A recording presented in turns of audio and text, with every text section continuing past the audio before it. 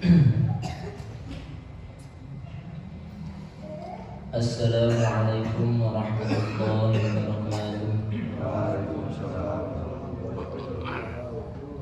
Innal hamdalillah nahmaduhu wa nasta'inuhu wa nastaghfiruh wa nu'minu bihi wa natawakkalu 'alaihi wa na'udzu billahi min shururi anfusina wa min sayyiati a'malina.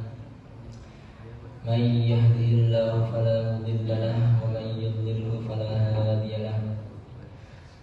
Asyhadu an la ilaha illallah wahdahu la syarika lahu wa asyhadu anna sayyidana wa maulana Muhammadan 'abduhu wa rasuluh.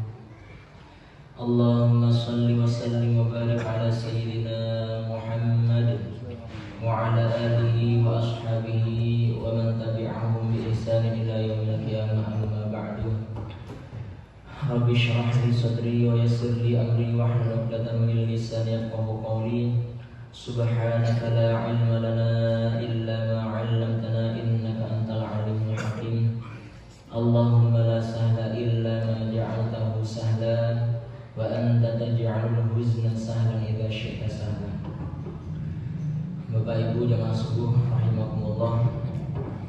Lagi dan lagi kita bersyukur kepada Allah Subhanahu wa taala, yang mana pada saat ini Allah Subhanahu wa taala masih senantiasa memberikan hidayah dan taufiknya kepada kita, sehingganya kita dapat menjalankan perintahnya salat subuh, yang mana salat subuh ini adalah perintah Allah dan berjamaah adalah sunnah baginda Nabi Muhammad sallallahu alaihi wasallam.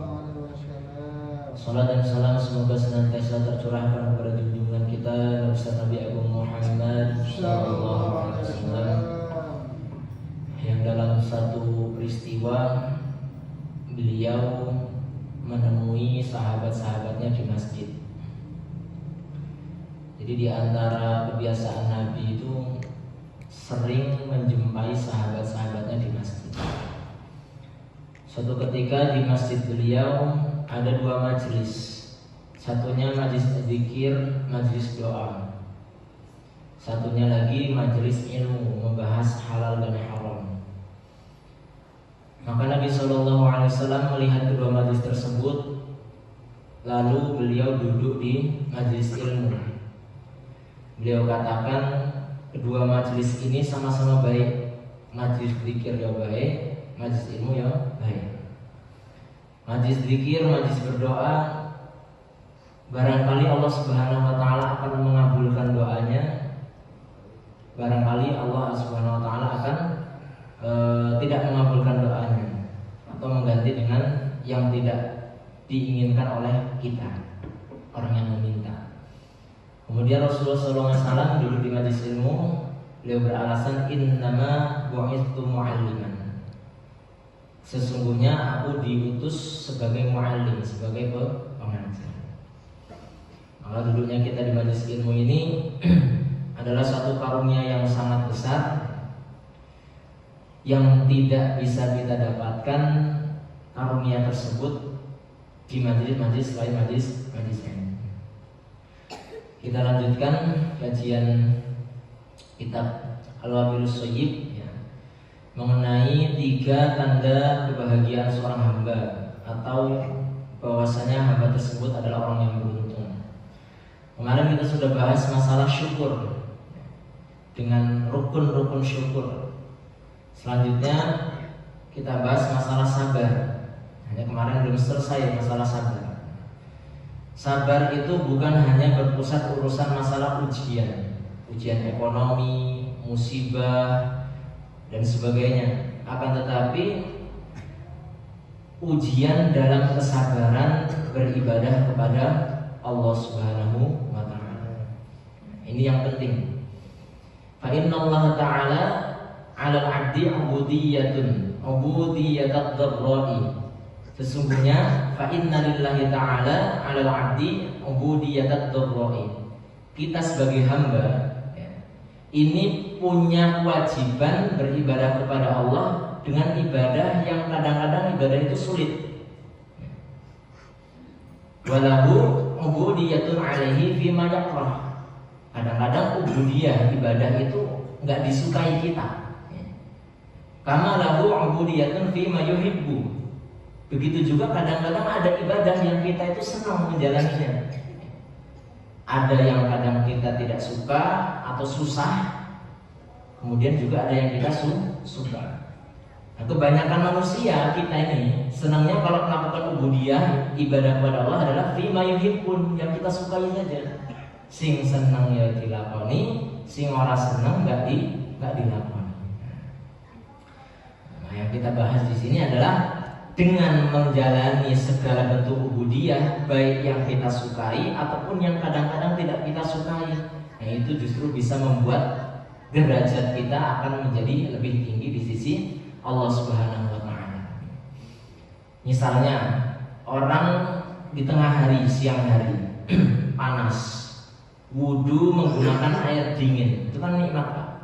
Wudu menggunakan air dingin, yaitu ibadah. Bersenang-senang, berjumbu dengan istrinya yang cantik, ya, itu juga ibadah. Senang nggak? Ya senang. Apalagi kalau masih pengantin baru. Kemudian memberikan nafkah kepada istri anak kita. Secara umum orang tuh senang kalau ngasih kepada anak dan istri seperti itu. Itu pun ya ibadah.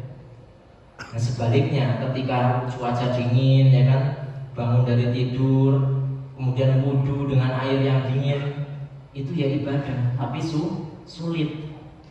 Barangkali mungkin ada sebagian kita kalau dengar azan subuh bukannya berdiri untuk wudu malah ditarik lagi selimutnya. Nah, singgih puncu ya dia dipeluk istrinya misalnya kan. Kemudian kita meninggalkan maksiat yang mana kita ini pengen sekali melakukan maksiat tersebut, itu juga ya ibadah. Tapi ibadah yang barangkali tidak disukai oleh diri kita. Atau misalnya kita dituntut untuk memberikan nafkah sedangkan kita dalam keadaan sulit, itu juga ibadah. Nah, maka ibadah itu berbeda antara yang mudah dengan yang sulit. Semuanya memiliki keutamaan, akan tetapi seringkali keutamaan dalam ibadah yang sulit itu lebih tinggi di sisi Allah Subhanahu wa Ta'ala. Dan kita sebagai seorang hamba itu berusaha untuk menjalankan dua tingkatan ibadah ini, baik ibadah yang sulit yang kita tidak sukai ataupun ibadah yang menyenangkan hati kita. Maka di sini katakan orang yang menjalankan ibadah dalam keadaan senang maupun susah, hal yang disukai atau yang tidak disukai, maka dia masuk ke dalam firman Allah, alayhisallahu bikafin abdah. Bukankah Allah yang akan mencukupi hamba-hambanya? Allah yang akan mencukupi hamba-hambanya. Fal kifayatu tamatu ma'al ubudiyati tamah. Kecukupan yang diberi oleh Allah Subhanahu wa Ta'ala kepada kita seorang hamba itu tergantung bagaimana kita menyempurnakan ibadah kepada Allah. Makanya kalau kita butuh pertolongan Allah, ingin mendapatkan pertolongan Allah dalam keadaan senang maupun susah, maka kita juga harus menjaga ibadah kepada Allah walaupun dalam keadaan susah. Jangan pas lagi makmur, lagi senang, rajin ibadahnya, tapi pas lagi susah kita lupa dengan Allah. Maka justru itu kita menjauhkan diri dari pertolongan dari Allah Subhanahu wa Ta'ala.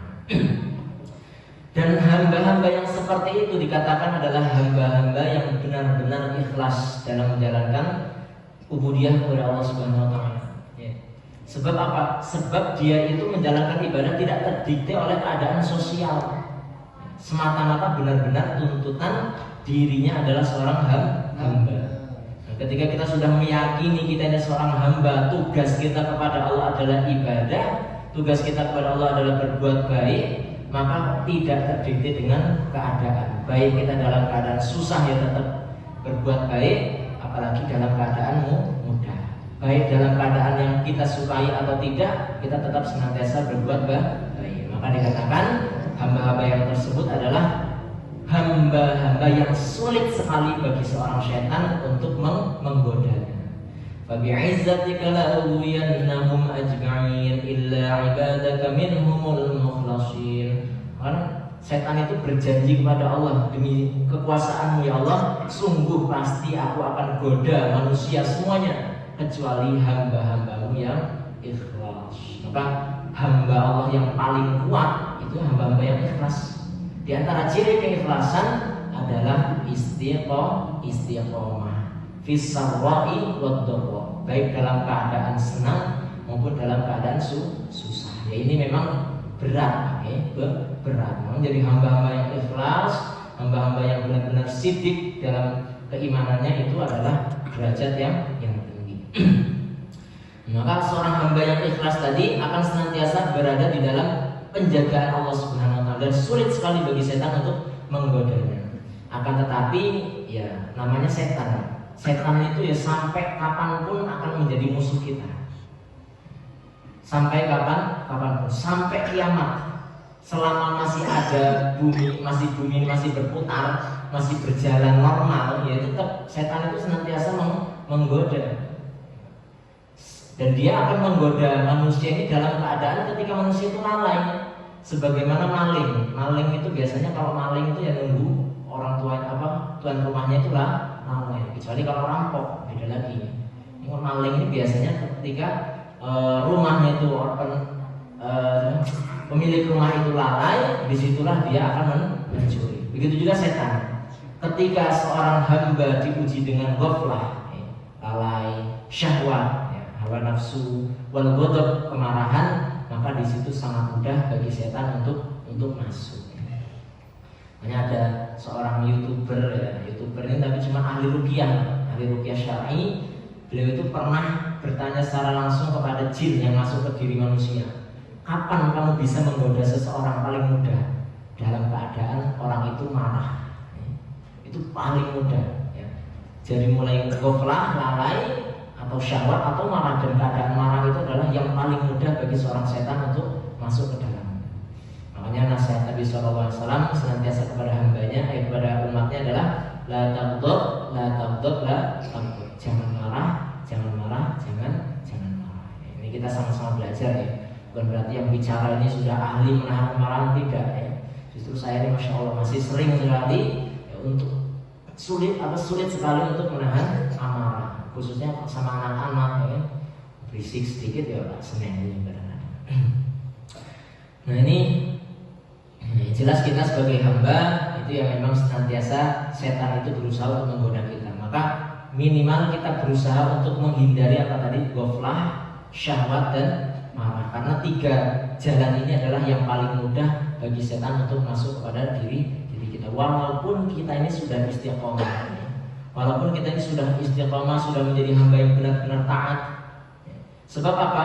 Nabi Adam alaihissalam min ahlamil khalqi, orang yang paling ahlam itu yang paling berpengalaman lah. Wa arjahahum aqlan, yang paling kuat akalnya, yang paling cerdas seperti itu. Maksudnya paling cerdas itu kalau dibandingkan umat secara umum ya. Wa athbatahum, yang paling kokoh. Akan tetapi walaupun beliau adalah orang yang seperti itu, setan senantiasa menggodanya, akhirnya terjerumus ke dalam kesalahan juga. Sehingga beliau dikeluarkan dari surga oleh Allah SWT. Bagaimana kita? Ya? Siapa kita ini dibandingkan Nabi Adam? Gak ada apa-apanya. Mau sealim-alimnya umat ini, dibandingkan Nabi Adam ya bukan Nabi. Bukan Nabi. Kita ini umat biasa. Ada yang soleh barangkali, tapi bukan seorang Nabi. Tetap lebih tinggi derajatnya seorang Nabi. Dalam keadaan seperti itu pun seorang Nabi masih bisa digoda oleh setan. Akan tetapi dikatakan orang yang beriman ya itu tidak bisa digoda oleh setan secara langsung, tetapi melalui perantara, melalui tipu daya. Misalnya gini, ada orang soleh tiba-tiba disuruh maling sama setan, dibisikin suruh maling, itu setan nggak bisa goda seperti itu. Atau orang soleh tiba-tiba disuruh zina sama setan, itu nggak bisa seperti itu. Nah tapi melalui tipu daya, nggak apa-apa, ini seperti ini, bukan zina, sekedar ngobrol biasa, gitu kan? Nah, akhirnya berlanjut, akhirnya zina. Jika HP misalnya, nggak apa-apa, cuma lihat selebgram biasa cantik, akhirnya berlanjut langsung ke hal-hal yang diharapkan oleh Allah. Awalnya menerima sedekah, ini nggak apa-apa sedekah, tapi ujung-ujungnya akhirnya senang menerima suap, bukan lagi sedekah seperti itu. hamba-hamba yang beriman, setan itu susah menggodanya. Makanya dengan berbagai cara akhirnya ya bisa digoda juga. Maka akan tetapi hamba yang dikehendaki oleh Allah Subhanahu wa taala akan kebaikan adalah fa idza aradallahu bi'abdihi khairan fatalahu min abwabit taubah. Allah akan memberikan baginya jalan itu taubat. Setiap orang pasti salah. Kullu bani adam khata'un wa khairu khata'in at-tawwabun. Setiap hamba Bani Adam itu pasti berdosa, pasti berbuat salah. Tapi sebaik-baik orang yang berbuat salah bukan yang meneruskan kesalahannya, bukan yang berputus asa dari rahmat Allah, akan tetapi dia yang bertaubat atas kesalahannya. Dan kalau dia sudah bertaubat atas kesalahannya, dia merendahkan diri di hadapan Allah, merasa rendah di hadapan Allah, merasa hancur di hadapan Allah, merasa tidak memiliki apa-apa, merasa hina di hadapan Allah, ya, maka di situ justru dia akan mendapatkan kebaikan. Ya, kenapa? Setan akan mengeluh, ya laitani taraktuhu walam uti'hu. Setan itu akan mengeluh, Pak. Mengeluhnya gimana? Seandainya saya tidak menggodanya, seandainya saya membiarkan saja. Kenapa? Ketika seorang hamba itu berbuat maksiat dan dia taubat dari maksiat tersebut, maka bukan hanya diampuni dosa-dosanya, bahkan keburukannya itu bisa diganti menjadi kebaikan. Illa man taba wa amana wa amila amalan shalihan fa ulaika yubaddilullahu sayyi'atihim hasanat. Orang yang bertaubat dan beramal saleh, ya, maka segala keburukannya akan diganti dengan kebaikan. Beruntung kalau kita dikasih pintu taubat. Apalagi bulan Ramadan ini momen, ya. Momen kita ini senang berbuat baik, momen banyak majelis ilmu, momen jamaah itu ya senang gitu kan. Maka dari sinilah kita berusaha. Barangkali mungkin sebelum bulan Ramadan kita sering berbuat salah, berbuat maksiat kepada Allah Subhanahu wa taala. Selama kita menginginkan ampunan dari Allah, selama kita mau bertobat, pasti Allah Subhanahu wa taala akan mengampuninya. Bahkan seandainya dosa kita itu sampai sundul langit, Pak. Sampai sundul langit, ya, saya rasa ya nggak ada lah di antara kita yang dosanya sampai sundul langit, ya. Itu pun Allah Subhanahu wa taala akan mengampuni hambanya yang bertaubat. Wallahu a'lam bishawab. A'udzu billahi minasyaitonir rajim. Bismillahirrahmanirrahim. Allahumma shalli wa sallim wa barik ala sayyidina Muhammad wa ala ali sayyidina Muhammad sayyidil awwalin wal akhirin wa sallim radhiyallahu tabaraka wa ta'ala an sayyidatina ashabi rasulillahi ajma'in. Alhamdulillahi rabbil alamin hamdan syakirin hamdan na'imin hamdan yuwafi ni'amahu wa yukafi mazidah. Ya rabbana lakal hamdu kama yanbaghi li jalali wajhikal karim wa 'azimi sultanik. Rabbana ighfir lana dhunubana wa liwalidayna warhamna wa rabbayana shighara wa limashayikhina wa liasatidina wa muallimina wa lidalamidina wa ikhwanina wa dhurriyyatina wa liikhwanina alladhina sabaquna bil iman wa la taj'al fi qulubina ghillan lil ladzina amanu rabbana innaka ra'ufur rahim. Allahumma inna nas'aluka al-'afwa wal 'afiyata wal mu'afiyata fid din wad dunya wal akhirah. Allahumma qassim lana min khashyatika ma tahulu bihi bainana wa baina ma'asiyatik wa min ta'atika ma tuballighuna biha jannatak wa min al-yaqini ma tuhawwinu bihi 'alaina masa'ib ad-dunya wa matti'na bi asma'ina wa absarina wa quwwatina ma ahyaytana waj'alhu al-waritha minna waj'al tha'rana 'ala man zalamna wa ansurna 'ala man 'adana wa la taj'al musibatana fi dinina wa la taj'al ad-dunya akbara hammina wa la mablagha 'ilmina wa la tusallit 'alaina man la yakhafuka wa la yarhamuna. Allahumma ij'al jam'ana hadha rahmah wa tafarraqana min ba'dihi rahmatan ma'sumah. Allahumma ij'alna wa awladana wa ahlana wa azwajana wa dhurriyyatina min ahli al-'ilmi wa ahli al-khairi wa ahli al-qur'ani wa ahli al-'ibadah wa ahli as-sadaqah wa la taj'alna min iyyahum min ahli ash-sharri wa ad-dhayri wa al-ghayyan. Rabbana la tuzigh qulubana ba'da idh hadaytana wa hab lana min ladunka rahmah innaka antal wahhab. Rabbana atina fid dunya hasanah wa fil akhirati hasanah wa qina adzabannar.